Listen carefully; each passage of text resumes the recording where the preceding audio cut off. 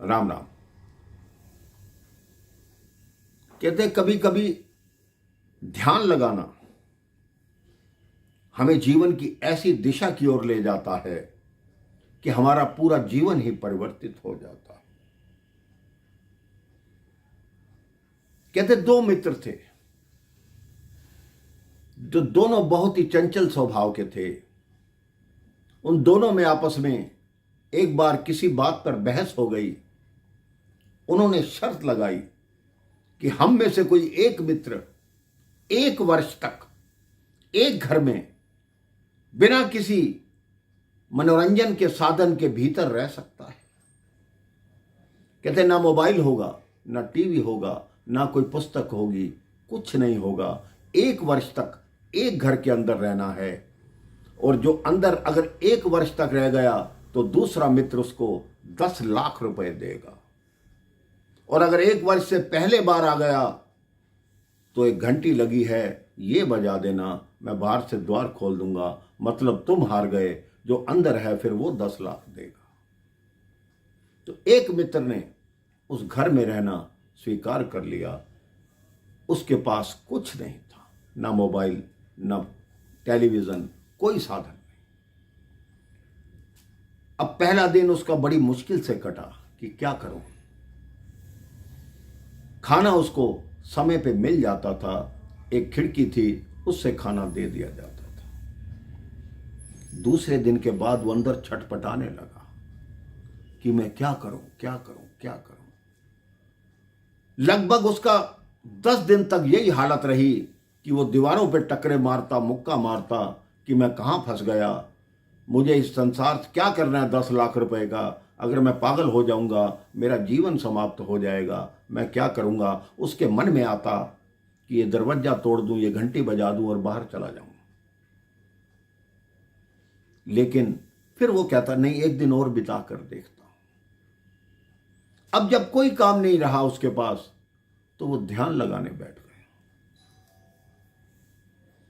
उसने केवल ओम का जाप किया और घंटों ध्यान में बैठा रहता। जब भोजन आता, भोजन करता, थोड़ा बहुत इधर उधर घूमता। जब देखता कि अब मैं बोर हो गया हूं, अब मेरा मन नहीं लग रहा, वो फिर ध्यान में बैठ जाता। उसको ऐसी आदत पड़ गई कि वो 24 घंटे में से लगभग 12 घंटे ध्यान में ही रहता। वो बाहर की दुनिया से कटता जा रहा था। उसके मन में शांति भरती जा रही थी। उसको ध्यान की ऐसी आदत हो गई कि उसको भीतर ही भीतर, अपने भीतर ही शांति का आभास होने लगा। उसे ऐसे लगा जैसे एक दिव्य शक्ति है जो मेरे अंदर निवास कर रही है। अब वो चिड़चिड़ा नहीं रहा, बिल्कुल शांत हो गया। उधर दूसरा मित्र, 1 वर्ष समाप्त होने वाला था। वो 1 वर्ष में दिवालिया हो चुका था। उसने कहा मैं उसको 10 लाख रुपए कैसे दूंगा, 1 वर्ष तो पूर्ण होने वाला है। उसके मन में बेईमानी आ गई।